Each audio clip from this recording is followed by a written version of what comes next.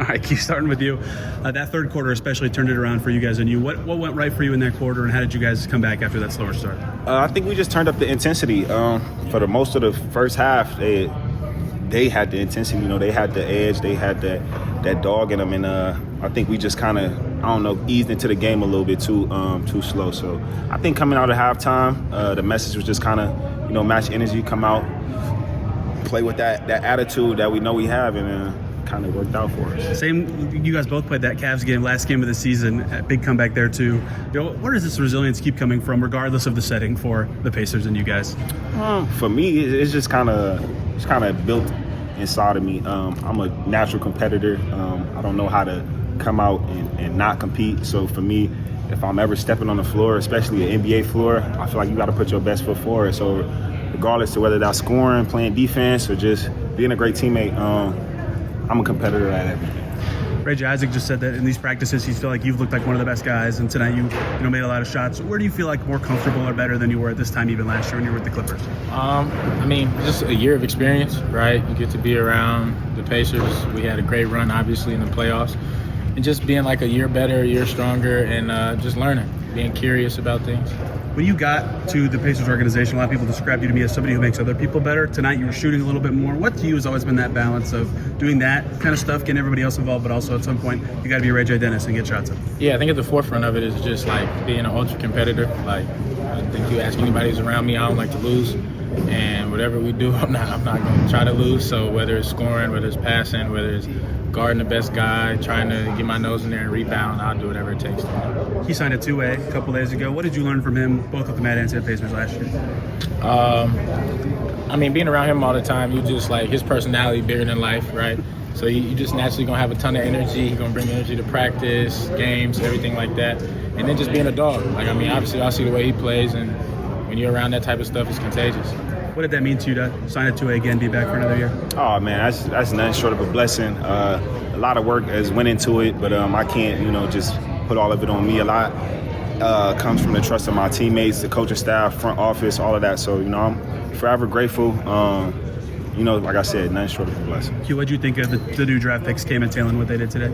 I think they did good. I told them not to put too much pressure on themselves. First game, a lot going on. I just told them not to put too much pressure on themselves, but at the same time, come out here and compete. I think they did a good job of it. Isaac was saying that I think Lloyd's called you LA before because you bring vibes everywhere. Yeah. What does that mean to you to be able to do that to a team, especially a summer league team where you're kind of a leader of that? I don't know. I kind of just figured that out when I was in college. Like, it's kind of my gift. Some people shy away from it. I embrace it. For me, it's just I just want to have good energy everywhere we go. You know what I'm saying? We can be competitive and still have good energy on the bench and do all this other stuff. So, I don't know. I just go out here and be me. And it's kind of worked for me. It's worked for our team. It's worked for everybody. So, RayJ, for you, obviously, a comeback is great, but you were down 16 in that first half. What do you guys need to clean up on Saturday? You don't get to practice a ton with your summer league team, so it's a new group of guys, and we have a certain style that we play as the Pacers. So I think just cleaning up on some of our philosophies and defensive assignments, and then honestly getting rebounds, finishing off possessions. Isaac said you were the leader of the water bottle spray. What's that moment like when a coach gets his first one like that? That's big. That's my dog, man. So, for him to come out here and get the win, especially against the team we got it against, the way we got it against, it just kind of adds to the, I don't know the word, but it added to it. So, I'm proud of my dog. He made sure most of us was ready. Me and Ray did a good job at, assisting him with that, being guys that were here last year. And so I just think next game we got to take that intensity we had in the second half, bring it to the first half, and go out there and win the game. Isaac, take me through the comeback, what you felt like was key in you guys turning that one around after that first quarter. Earlier in camp I talked about how we're trying to implement what we do with the Pacers to the summer league team, same stuff. I didn't know we were going to come back from 16 and be a dramatic Pacer win. But no, definitely. The guys stuck together. Credit to everyone that fought back, Q, Ray. Credit to Ashworth. Steven Ashworth came in. I thought it changed the game for us with picking up, another ball handler. They did a great job of pressuring us the whole game. I thought in the first half we were on our heels, reacting, letting them be the aggressor. And then starting the second half, third quarter, we had stints in the first half, but mainly the third and fourth. I thought we, changed the tide and we're on our toes and they were on their heels. Your first win, how does it feel for you first and foremost? Yeah, it was fun, to win like that. they're a really good team, talented team over there. So, it's only right the Pacers come back and win like that. I mean, it was fun. It was a great experience for me and other players. I'm sure you knew from just happening to JP, but the water drench was coming. So I knew it, and you can't see it because I'm wearing black, but they got me. I think Q was the leader because he was the one in the back.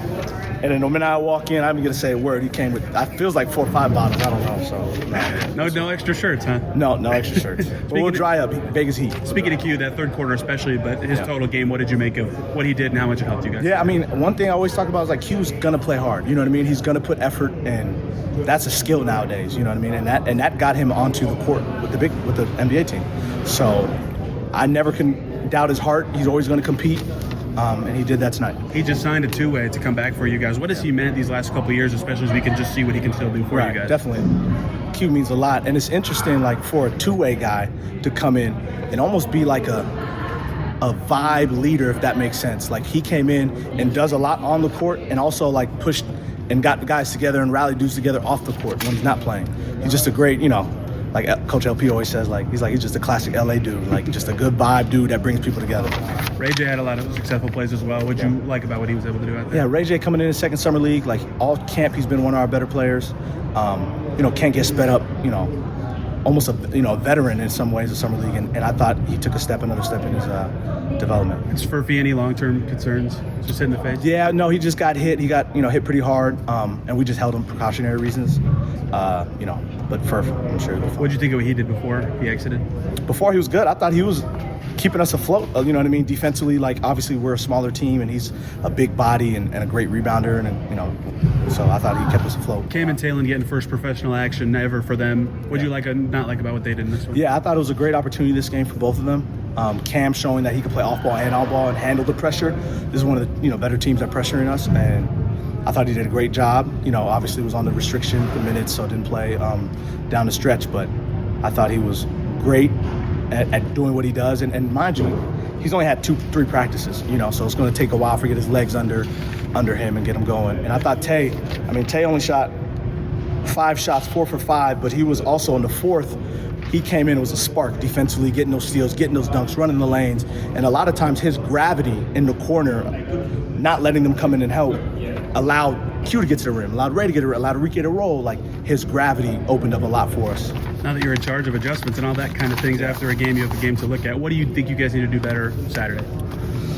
I think being the aggressor from the jump, I thought we had, it's funny, this is like almost a perfect game because we did a lot of bad in the first half, and I thought we did a lot of good in the second half, and we could show the comparisons at film and clean it up and hopefully look like the second half majority of the summer.